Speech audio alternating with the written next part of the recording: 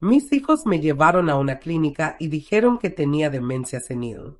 Me encerraron sin dejarme hablar, pero yo no estaba loca. Pasé años allí hasta que un joven enfermero me escuchó y juntos sacamos la verdad a la luz. Suscríbete a nuestro canal y activa las notificaciones para no perderte ninguna de nuestras increíbles historias. La tierra aún estaba fresca.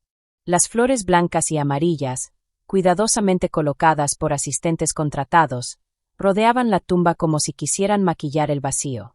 La cruz de madera barnizada, con el nombre Ernesto Torres, esposo, padre y empresario ejemplar, brillaba bajo el sol, pero no había brillo en los ojos de Rosa María Salinas. De pie, con un vestido negro sobrio y el cabello recogido en un moño apretado, parecía una estatua entre los dolientes.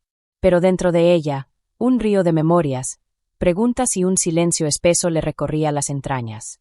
«Mamá, si necesitas sentarte, dímelo», le susurró Valeria, su hija, acomodándole el rebozo con una delicadeza casi teatral. Rosa María no respondió. Tomás, su primogénito, estaba a unos metros, dando indicaciones al personal del panteón. Quería asegurarse de que todo se viera impecable, como él decía. Hasta el llanto debía tener medida. Algunos de los asistentes eran socios de negocios, otros vecinos y figuras conocidas del entorno social. Valeria los saludaba uno a uno, con voz baja y sonrisas breves. Tomás compartía abrazos contenidos y frases hechas como se fue en paz o vivió plenamente. Todo parecía más una despedida corporativa que el adiós a un hombre que había sido esposo, padre y compañero por más de 5 décadas. Rosa María aguantó hasta que el último puñado de tierra cayó sobre el ataúd. No lloró, no habló, solo apretó su bolso con fuerza. Lo único que quería era irse. Y así lo hizo, sin decir una palabra. Subió al coche con paso lento pero firme, con los dedos fríos y la mente nublada. Los días siguientes fueron un eco interminable. El silencio de la casa era brutal. Los pasillos antes ruidosos, las risas de Ernesto con su vieja radio de boleros, los desayunos en la terraza. Todo había desaparecido. Valeria pasaba por las mañanas a dejar flores, y Tomás se comunicaba por teléfono para ver cómo seguía. Pero Rosa María no abría la puerta. No contestaba. No comía. Y lo que era más preocupante para ellos, no hablaba. Fue al cuarto de Ernesto por primera vez en días. El mismo donde él, antes de enfermar, pasaba horas escribiendo, leyendo, soñando. Ahí, sobre el buró, bajo una manta cuidadosamente doblada, estaba la caja. Una vieja caja de madera con el borde desgastado. Ernesto la había mencionado en una conversación meses antes, cuando ya sabía que no viviría mucho tiempo. Rosa, cuando me vaya, busca esta caja. Pero ábrela solo si de verdad estás lista. Es mi última confianza. Ella no había entendido entonces el peso de esas palabras. Pero ahora, con los dedos temblorosos, retiró la manta y la abrió. Dentro no había recuerdos románticos ni fotos viejas. Había un abismo. Carpeta tras carpeta, documentos notariales, registros de transferencias bancarias, copias de escrituras, contratos firmados y otros con firmas falsificadas. Había cartas escritas por Ernesto en diferentes fechas. Algunas dirigidas a ella, otras a él mismo, como diarios privados. En una de ellas decía: «Sospecho que Tomás está usando a Valeria como pantalla. He visto movimientos raros en la empresa. Si tú estás leyendo esto, es porque ya no estoy, y porque las máscaras cayeron. Confía en tu intuición. Y cuídate. Nadie es intocable, ni siquiera los hijos». Había también grabaciones en una vieja memoria USB. Ernesto, con voz débil pero clara, explicaba cómo fue descubriendo el entramado. Mencionaba nombres de abogados, fechas de juntas secretas, reuniones sin él, ventas disfrazadas de donaciones. La traición tenía rostro. Y era el de sus hijos. Rosa María sintió como el corazón se le encogía. Tuvo que sentarse en la cama. No podía respirar. El amor de madre se estrellaba con el peso brutal de la verdad. Tomás, el niño que había cargado en brazos, y Valeria, su muñequita de moños rojos, habían engañado, manipulado y robado a su propio padre. Y ahora, tal vez, a ella también. La indignación no brotó como un grito. Fue más bien una fisura silenciosa, una grieta que creció día tras día. Rosa comenzó a comportarse de forma extraña. No dormía. Se despertaba en la madrugada y caminaba por la casa con las carpetas abrazadas al pecho. Se encerraba por horas. Hablaba sola.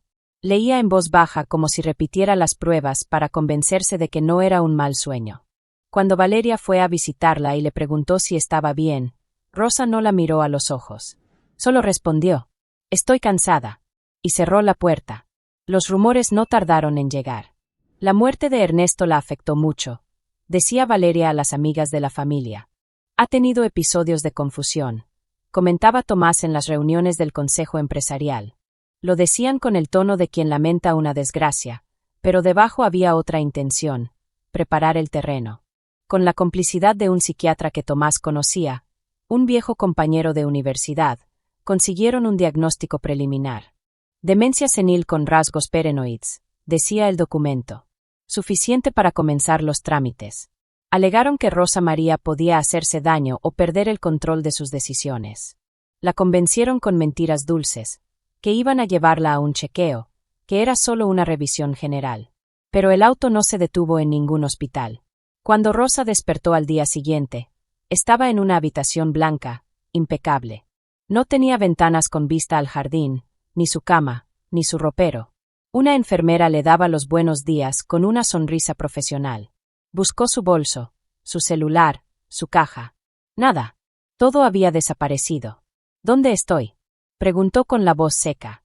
En Clínica San Rafael, señora. Todo va a estar bien. Sus hijos nos explicaron su situación. Está en buenas manos. Rosa María supo, en ese instante, que no había vuelta atrás. La habían encerrado. Y lo peor, lo habían hecho con la frialdad de quien prepara un movimiento financiero.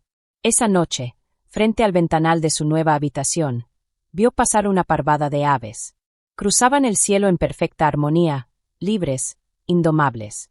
Ella, en cambio, estaba ahí, sin derecho a explicar, sin contacto con el mundo, sin su verdad.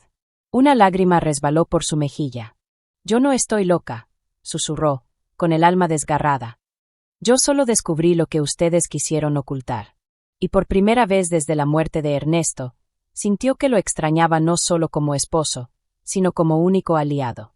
Porque los hijos que crió, la habían traicionado en silencio. 3 años. 1095 días. Ese fue el tiempo que el mundo exterior no supo nada de Rosa María Salinas más allá de lo que decían sus hijos. Según Tomás, la enfermedad avanzó rápido. Según Valeria, mamá ya no está con nosotros, aunque respire. Frases suaves, con lágrimas ensayadas y tonos de resignación. Frases que convencían, que enternecían, que cerraban cualquier duda. Mientras tanto, en un rincón apartado de la ciudad, detrás de una verja vigilada y un portón con clave, Rosa María seguía viva. Entera, aunque el mundo creyera lo contrario. La Clínica San Rafael era un lugar silencioso. No por paz, sino por costumbre. Las rutinas eran exactas: desayuno a las 8, caminatas asistidas a las 10, terapia ocupacional a las 11. Luego comida, siesta, lectura opcional o televisión para los que aún podían sostener la vista. Los días no se diferenciaban. Las estaciones pasaban solo porque el jardín cambiaba de colores. En ese entorno aséptico, casi suspendido en el tiempo, Rosa María vivía su encierro como quien arrastra cadenas invisibles. Los primeros meses fueron un calvario de confusión. Ella intentaba hablar con quien fuera. Le decía al médico que no estaba enferma, que todo era un error, que sus hijos habían fabricado un diagnóstico falso. Le pedía al personal que le ayudaran a contactar a un abogado, a una amiga, a la prensa, a cualquiera. Pero bastaba una palabra fuera de lugar para que le inyectaran un calmante. «Tranquila, señora Salinas. No se altere», repetían. Como si estar lúcida fuera un síntoma más. Las cuidadoras la trataban con ese tono dulce que se usa con los niños. A veces la bañaban cantando canciones viejas, otras la arropaban como si fuera una muñeca rota.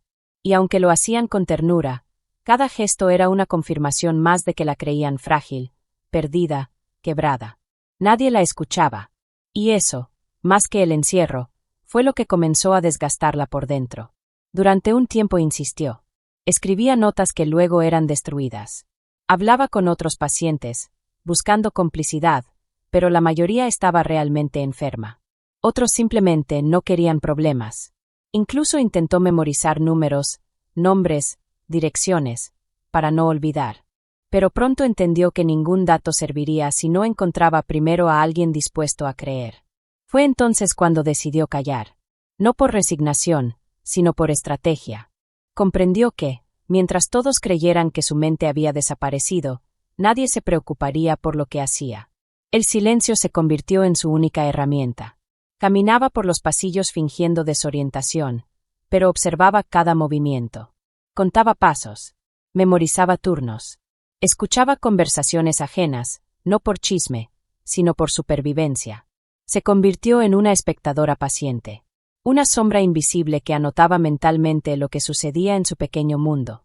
Su cuerpo seguía fuerte. A pesar de su edad, no necesitaba bastón ni silla de ruedas.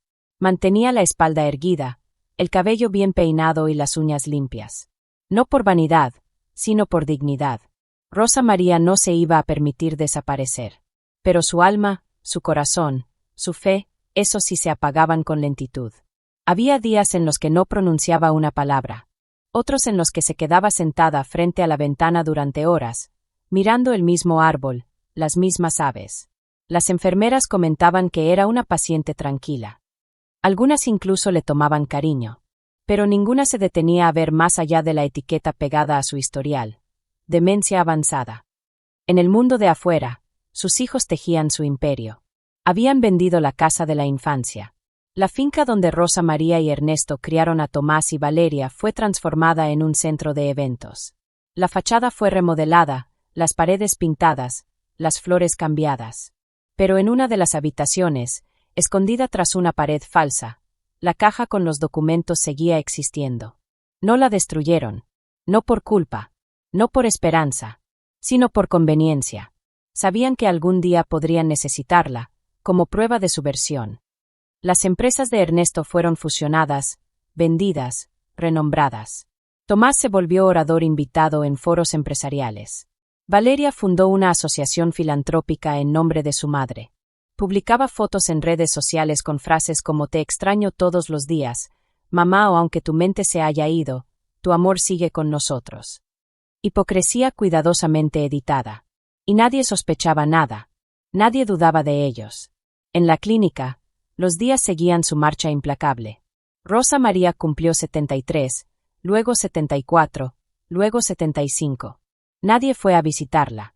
Ningún ramo de flores. Ninguna llamada.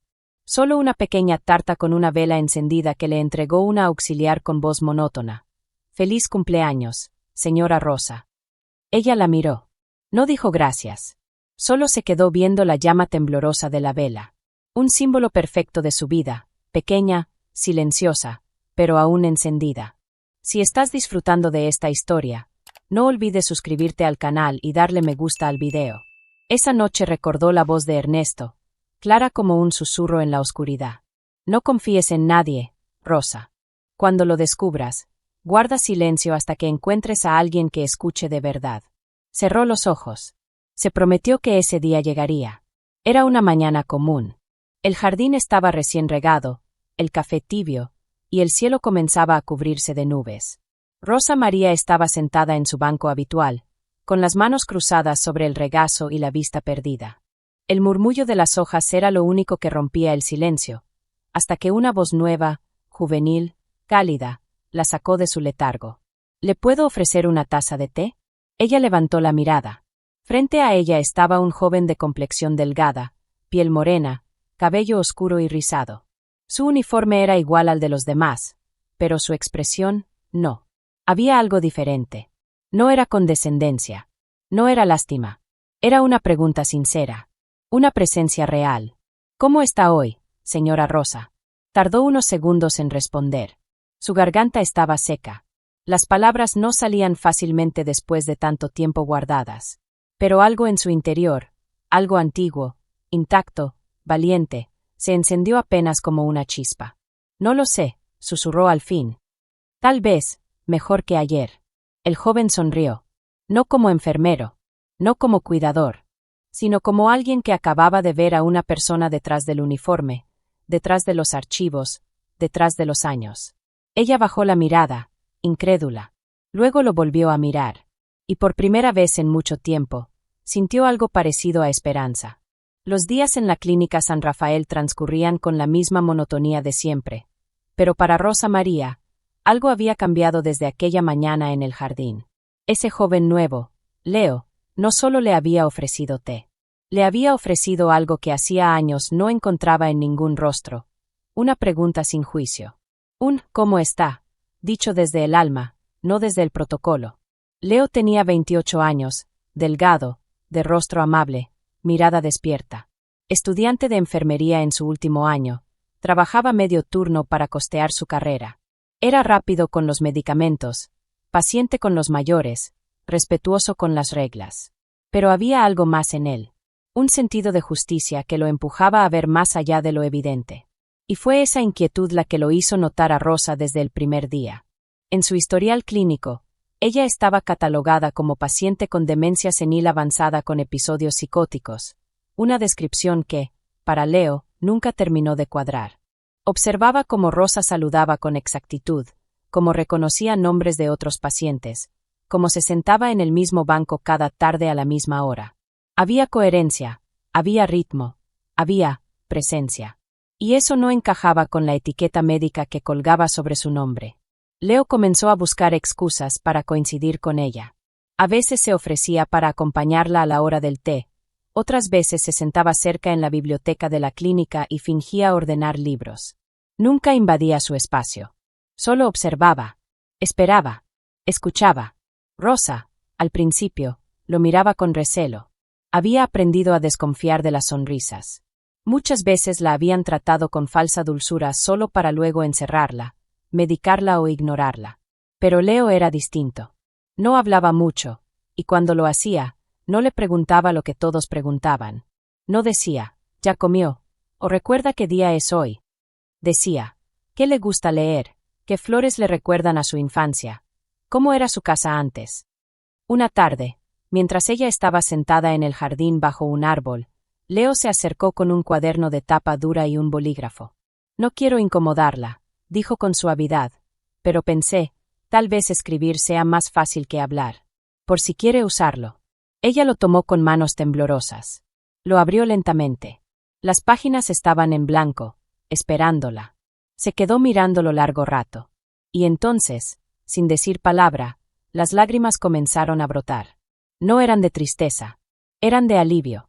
Las semanas siguientes se convirtieron en un espacio íntimo. Rosa comenzó a escribir. No como quien redacta un diario, sino como quien necesita gritar sin hacer ruido. Llenó páginas con nombres, fechas, lugares. Detalló lo que había encontrado en la caja, las firmas falsificadas, los contratos irregulares, las cartas de Ernesto, los movimientos bancarios.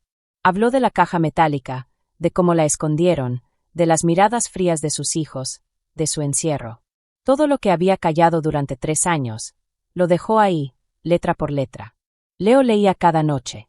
Con cuidado, con respeto, y con una indignación creciente. Una noche, después de terminar su turno, fue a un cibercafé. Buscó el nombre completo de Rosa María Salinas. No esperaba encontrar mucho, pero lo que halló lo dejó helado. Una nota de prensa de hace 7 años hablaba de ella como benefactora de un orfanato en San Ángel. La fotografía mostraba a Rosa con una sonrisa luminosa, rodeada de niños, entregando mochilas. No había rastro de demencia, ni pérdida de lucidez. La fecha de la publicación era un año posterior al diagnóstico médico que la había condenado al encierro. Leo siguió buscando. Encontró entrevistas antiguas de Ernesto Torres como empresario, y en algunas aparecía Rosa a su lado, hablando con seguridad, con inteligencia, con firmeza. Parecía otra mujer, o tal vez la misma que estaba ahora, encerrada injustamente detrás de una mentira. Y entonces, algo más. En el perfil público de Valeria, sí, su hija, descubrió una publicación antigua, un video de cumpleaños. Rosa María aparece cantando las mañanitas junto a su esposo, saludando a la cámara, conversando con los presentes. El video era breve, pero suficiente. Detrás de ella, se escuchaba la voz de Valeria. «Mamá, di algo para los que no pudieron venir». Rosa respondía, Clara. Gracias por sus mensajes. Me siento muy bien, los extraño. Leo pausó el video. Observó el rostro. La claridad de sus palabras. La fecha del video. Era todo posterior al diagnóstico. Rosa no solo estaba lúcida entonces. También lo estaba ahora. El cuaderno, los documentos que Rosa recordaba con tanto detalle, las evidencias digitales, todo encajaba. Leo no era abogado, ni detective, ni periodista. Pero sabía algo con certeza, le creía. Una tarde, Rosa le entregó otra hoja escrita a mano. Esta vez, no era parte de su historia. Era una petición. No me preguntes por qué ni cómo, pero esta información tiene valor. Y puede probarlo. Solo necesito que alguien la saque de aquí. Leo dudó. Las reglas de la clínica eran estrictas. Los objetos personales de los pacientes estaban restringidos. Sacar algo sin autorización podía costarle su trabajo, sus prácticas, su título. Pero el rostro de Rosa, su fe silenciosa, su verdad aplastada, lo empujaron a decidir. Lo haré con cuidado, prometió. No sé cómo, pero haré que alguien más escuche. Esa misma tarde, pidió un permiso especial para salir a comprar insumos médicos que necesitaban en la clínica. Aprovechó el turno de guardia relajado, el horario del atardecer, la distracción de los compañeros. Antes de salir, pasó por la habitación de Rosa. Ella estaba sentada como siempre, mirando al jardín. Leo no dijo nada. Solo se inclinó levemente hacia ella y le apretó la mano. Luego se fue. En su mochila, junto al uniforme doblado y una botella de agua, iba cuidadosamente envuelto el cuaderno de Rosa María. Cada página escrita con tinta azul, cada renglón tembloroso pero certero. Aquello que podía cambiarlo todo, iba rumbo al mundo exterior. El camino apenas comenzaba. Pero por primera vez, Rosa no estaba sola. El cuaderno de Rosa María descansaba sobre la mesa de un pequeño departamento en la colonia Narvarte, donde vivía Leo desde que se independizó. Era un espacio modesto, con muebles prestados y libros de medicina apilados en las esquinas, pero esa noche, lo único que importaba estaba ahí, aquellas páginas temblorosas llenas de verdad. Leo había leído el contenido más de una vez. Había nombres completos, lugares, fechas, referencias cruzadas. Una precisión que lo desconcertaba. ¿Cómo una mujer diagnosticada con demencia avanzada podía recordar con tal exactitud detalles tan complejos? Había cuentas bancarias vinculadas a empresas de papel, transferencias hechas en días claves, reuniones en hoteles de lujo, e incluso menciones de licitaciones que nunca llegaron al conocimiento público. Sabía que aquello no podía quedar solo entre ellos. Pero también sabía que cualquier paso en falso podía comprometerlo. Por eso, tomó su celular y escribió a su viejo amigo Emilio, compañero de la universidad que estudiaba Derecho y que ahora hacía su servicio social en una organización de asistencia legal gratuita. Emilio, necesito hablar contigo. Es sobre algo grave. No te puedo contar por mensaje. ¿Puedes venir mañana? Emilio respondió al instante. Mañana en la noche estoy libre. Llego con cerveza, y tú pones las respuestas. Mientras tanto, en la clínica, Rosa María vivía días distintos. No lo decía en voz alta, pero había algo nuevo en su forma de caminar, en el modo en que se peinaba, incluso en el tono de sus silencios. Sabía que Leo había sacado el cuaderno. Sabía que ahora alguien más, afuera, leía lo que ella escribió con tanto dolor. Y esa sola idea era suficiente para hacerla sentir viva de nuevo. No bajaba la guardia. Sabía que la mentira que la rodeaba era grande y estaba cuidadosamente construida. Bastaba un paso en falso para que la volvieran a sedar, a recluir, a aislar. Por eso se limitaba a cumplir su rutina con aparente docilidad. Tomaba su té, escuchaba los ejercicios de memoria sin corregir nada, hacía crucigramas, caminaba en los pasillos. Pero por dentro, pensaba, analizaba, planeaba. Un jueves por la mañana, Valeria apareció de sorpresa. No era una visita esperada ni deseada, pero era la primera en meses. Entró con un ramo de flores blancas y un perfume demasiado fuerte. Saludó a las enfermeras con su tono meloso y pidió ver a su madre unos minutos, nada más. Rosa María estaba en la sala común, hojeando una revista antigua. Cuando Valeria se sentó frente a ella, el silencio fue como una sábana fría que las cubrió a ambas. «Mamá», dijo Valeria con un suspiro. ¿Cómo te sientes hoy? Rosa no respondió. Te traje flores. Son tus favoritas. Bueno, al menos lo eran cuando todavía estabas. Se detuvo. Fingió limpiarse una lágrima. Rosa María levantó la vista. No dijo una palabra. Solo la miró. Fija. Directa. Sin odio, sin súplica. Solo con verdad. Valeria bajó los ojos. Se levantó con prisa. Me tengo que ir. Los niños me esperan, dijo con voz apurada. Pero antes de salir, se volvió brevemente. Y lo notó. Esa mirada. Esa certeza. Algo había cambiado. Y Valeria lo sintió como un golpe. Esa misma noche, Leo y Emilio se reunieron. En la mesa, además del cuaderno, había una libreta donde Leo había hecho anotaciones cruzadas, correlaciones de fechas, nombres duplicados, comparativas de cuentas. Emilio leyó durante más de una hora sin decir nada. Esto no es cualquier cosa, dijo al fin. Aquí hay información delicada, Leo. Si esto se valida, estamos hablando de un caso serio de fraude, lavado de dinero, incluso asociación delictuosa. Pero necesitas pruebas oficiales. Esto no puede venir solo de un cuaderno. ¿Y cómo lo valido sin exponerla? Preguntó Leo. Primero, cruza esta información con registros públicos. Las empresas, los nombres, los movimientos de propiedad. Esos datos sí son accesibles. Y segundo, necesitas un testigo. ¿Alguien que haya estado dentro? ¿Un ex empleado? ¿Alguien que haya visto algo? Leo pensó unos segundos. La ex secretaria de Ernesto. Se llamaba Julia. Rosa me habló de ella. Dijo que fue despedida por Tomás apenas murió el padre. Perfecto. Búscala. Pero con cuidado. No menciones a Rosa ni a los hijos hasta que veas si se puede confiar en ella. 2 días después, Leo localizó a Julia. Trabajaba en una papelería de barrio en la delegación Benito Juárez. Tenía el cabello canoso, los ojos cansados y un gesto seco que se ablandó apenas escuchó el nombre Ernesto Torres. ¿Usted era su secretario personal? Preguntó Leo. Por más de 20 años. Hasta que sus hijos me echaron como si fuera basura. Leo le explicó que estaba haciendo una investigación por su cuenta. No mencionó a Rosa. Solo dijo que tenía documentos y que buscaba corroborar algunos eventos. Julia alzó una ceja. Mire, joven. Yo vi cosas. Firmas raras, ventas a nombre de terceros, decisiones que Ernesto nunca habría aprobado. Y cuando preguntaba, me decían que eran nuevas políticas. Pero el señor ya estaba enfermo, y los hijos ya estaban tomando control. Un día simplemente me pidieron que firmara mi renuncia voluntaria. No dije nada, pero lo recuerdo todo. Leo respiró hondo. ¿Estaría dispuesta a dar testimonio si esto llegara más lejos? Julia lo miró largo rato. Luego asintió con lentitud. Por Ernesto, sí. Él fue un buen hombre. Y no merecía lo que le hicieron. Esa noche, Rosa María durmió más tranquila.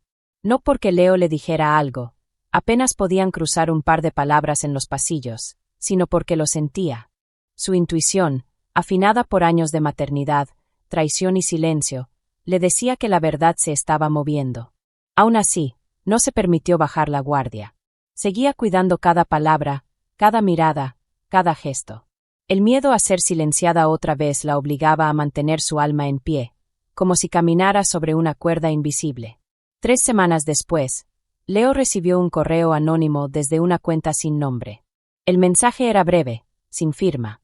La caja no fue destruida. Está en el sótano de la antigua casa. Busca detrás del panel de madera. Necesitarás la llave. Adjunto al correo, venía una imagen escaneada de una llave oxidada con un pequeño listón azul. Leo reconoció el listón. Rosa lo usaba cosido en el borde de su bata. El estómago se le revolvió. El riesgo era alto. Entrar en esa casa no era cualquier cosa. Pero la verdad, necesitaba testigos. Y el testigo más silencioso de todos estaba a punto de ser escuchado. El aire en la antigua casa de Rosa María olía a encierro y a traición. Aunque ahora funcionaba como oficina de consultoría privada, seguía conservando algunos de los elementos originales, los vitrales empolvados, las molduras de madera tallada, los escalones de mármol grisáceo que crujían levemente bajo los pies. A simple vista, era una propiedad elegante convertida en sede corporativa. Pero para Leo, Ese lugar era mucho más que una fachada. Era el último rincón donde podía latir la verdad. Entraron un viernes por la tarde, justo cuando los empleados comenzaban a abandonar el lugar. Emilio, el amigo abogado, se había encargado de conseguir identificaciones falsas de técnicos en telecomunicaciones, una jugada arriesgada pero efectiva. A Leo le sudaban las manos, pero su mirada estaba firme. La llave colgaba del cuello, envuelta en un pañuelo que todavía tenía el aroma leve del cloro con el que Rosa lavaba su ropa. Aquello lo acompañaba como una especie de bendición silenciosa. «Tenemos 15 minutos, tal vez 20», dijo Emilio mientras revisaba el pasillo principal. Había un guardia de seguridad, pero a esa hora solía estar distraído revisando su celular o tomando café en la caseta. Sabían que no tenían mucho tiempo. Leo guió a su amigo hasta el acceso al sótano. No estaba señalizado, pero Rosa le había descrito con precisión la ubicación. La tercera puerta a la izquierda, justo al fondo del pasillo donde antes se guardaban los adornos navideños. Detrás de una estantería empotrada, cubierta con una lona, había una trampilla de madera. Leo la levantó con ambas manos, sintiendo como el corazón le latía con fuerza en los oídos. Bajaron por una escalera angosta y húmeda. El sótano olía a encierro, a moho y a tiempo detenido. Usaron las linternas de sus celulares. Al fondo, detrás de un panel de madera que apenas se notaba sobre la pared, encontraron una abertura disimulada. Leo la empujó, y entonces la vio, una caja metálica, oxidada por las esquinas, cerrada con un viejo candado. Sacó la llave. La hizo girar lentamente, casi temiendo que no funcionara. Pero funcionó. El chasquido del candado abriéndose fue como el estallido de un trueno en medio del silencio. Levantó la tapa. Y ahí estaba. Había carpetas organizadas por año, sobres manila etiquetados con tinta negra, fotos en blanco y negro y otras a color, y en el fondo, una pequeña grabadora de voz. Emilio tomó los documentos y comenzó a revisarlos. Lo que leyeron superó todo lo que Rosa había escrito en su cuaderno. Había firmas originales de Ernesto Torres aprobando movimientos legales, y luego copias alteradas, con rúbricas falsificadas para justificar ventas de terrenos, traspasos bancarios y contratos amañados. Había fotografías de reuniones entre Tomás, Valeria y empresarios vinculados a constructoras investigadas por corrupción. Había declaraciones firmadas por exempleados, notas escritas por Ernesto que advertían sobre sus sospechas, y hasta un borrador de testamento anulado por los hijos tras su muerte. Pero lo que los dejó paralizados fue la grabación. Leo la encendió con las manos temblorosas. La voz de Ernesto, ya envejecida pero clara, llenó el sótano. «Rosa, si estás escuchando esto es porque ya no estoy. Y porque lo que temía se cumplió. Tomás y Valeria no solo han cambiado, han cruzado límites que no puedo tolerar. No sé si algún día los enfrentarás. No quiero que los odies, pero tampoco permitas que te engañen. Guarda esto. Y si un día la verdad necesita salir, no te calles». Leo cerró los ojos. Era real. Todo. De regreso en el departamento, Emilio no perdió el tiempo. Escaneó cada documento, respaldó todo el contenido en memorias externas y lo almacenó en la nube con protección encriptada. Luego hizo algo más. Llamó a un viejo conocido suyo, un periodista de investigación que trabajaba para un medio independiente especializado en casos de corrupción y abusos de poder. «No podemos ir por la vía tradicional», le explicó Emilio a Leo. «Si lo hacemos por canales legales sin presión mediática, pueden silenciar esto antes de que se vuelva público. Necesitamos exposición». Se agendó una reunión con el periodista. El equipo editorial empezó a trabajar en un reportaje especial, revisando toda la información, buscando corroborar cada dato, armando una historia que no solo expusiera a Tomás y Valeria, sino que contara quién era en realidad Rosa María Salinas. Mientras tanto, Valeria comenzó a sospechar. Intentó acelerar la transferencia de bienes que aún estaban a nombre de su madre. Pero el notario asignado encontró inconsistencias en los poderes legales. Algunos documentos tenían fechas alteradas. Otros carecían de sellos válidos. Algo no encajaba. «Debe regresar con una autorización médica actualizada», le dijo el notario con cortesía. Pero en realidad, estaba retrasando el proceso a propósito. Había escuchado rumores sobre la salud real de Rosa. Valeria llamó a Tomás con voz nerviosa. «Algo está mal». No puedo avanzar con el traspaso. Me están poniendo trabas. ¿Crees que? Voy a revisar el expediente médico, la interrumpió él. Si ese enfermero ha metido las manos, lo saco de inmediato. Y así lo hizo. Solicitó un informe actualizado sobre el comportamiento de su madre. Al revisar el historial de visitas, notó que Leo había pasado más tiempo con ella del que se consideraba normal. Las visitas no estaban registradas como intervenciones médicas. Había un patrón. Tomás hizo una llamada al director de la clínica. Ese muchacho. Leo. Hay que sacarlo. Inmediatamente. La reunión disciplinaria se llevó a cabo un lunes por la mañana. Leo ya lo esperaba. Sabía que habían cruzado la línea. El director lo miró con gesto severo. Hay una denuncia por parte de los familiares de la señora Salinas. Se le acusa de generar vínculos emocionales indebidos con una paciente, de interferir en decisiones médicas y de actuar fuera de sus funciones. Leo no discutió. ¿Me están despidiendo? Está suspendido, mientras se lleva a cabo la revisión del caso. Antes de salir, pidió un momento para recoger sus cosas. Aprovechó el cambio de turno para pasar brevemente por el jardín. Rosa María estaba ahí, sentada como siempre, con las manos cruzadas sobre el regazo. Cuando lo vio, su rostro se tensó. Leo se inclinó, como quien le da una bendición. Ahora empieza lo más difícil, le susurró. Pero ya no está sola. Ella lo miró.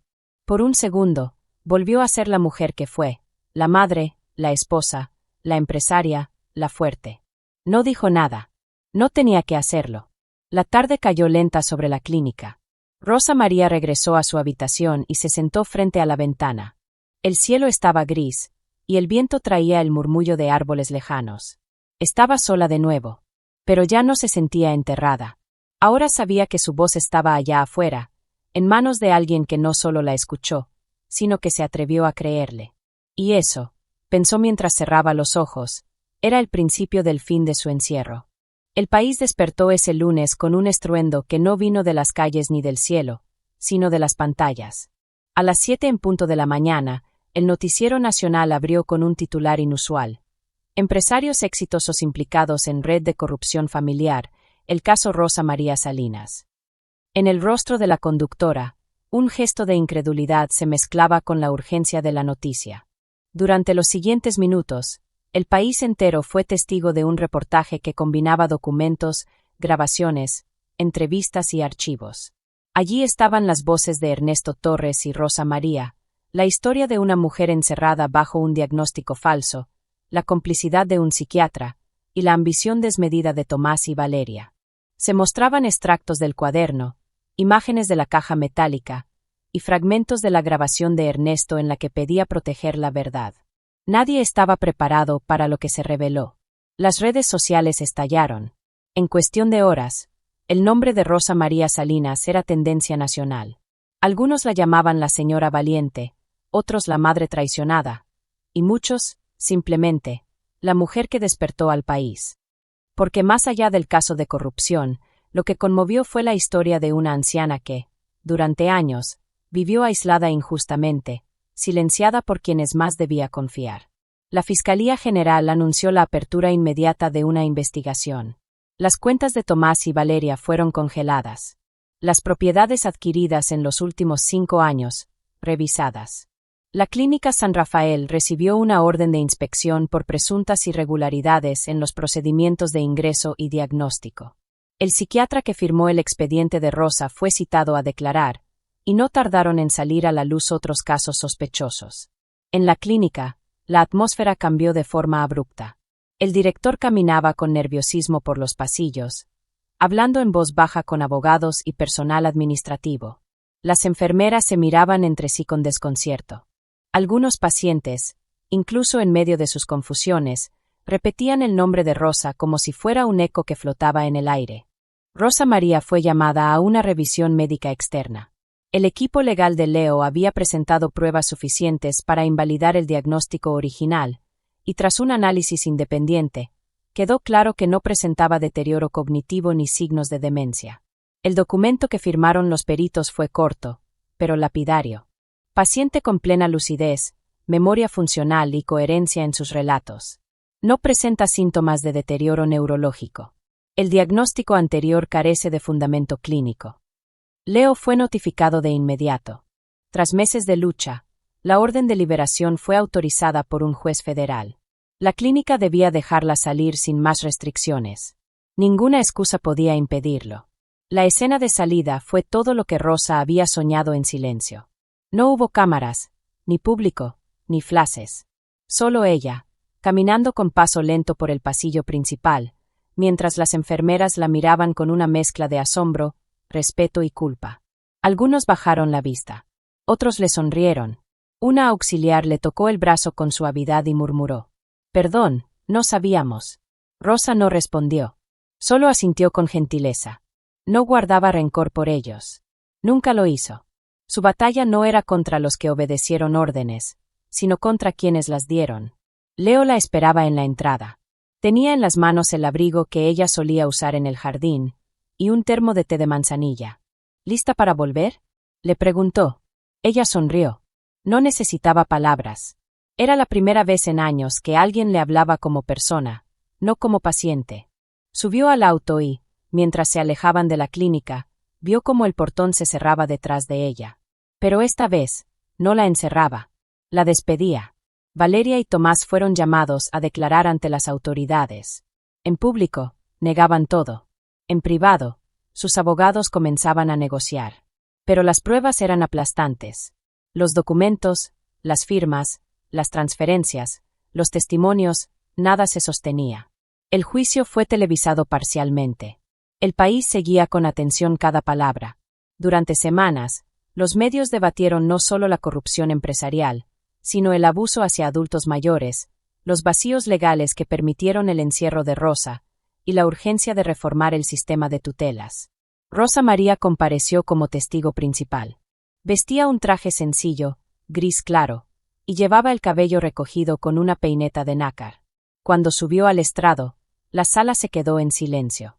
«¿Puede decir su nombre completo, por favor?» «Rosa María Salinas de Torres».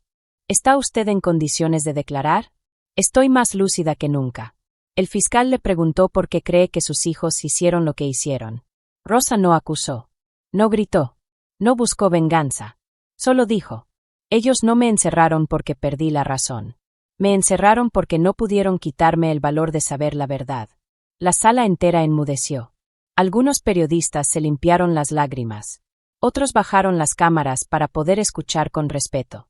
Esa mujer, delgada, de mirada firme y voz pausada, se había convertido en símbolo de algo mucho más grande que un caso legal.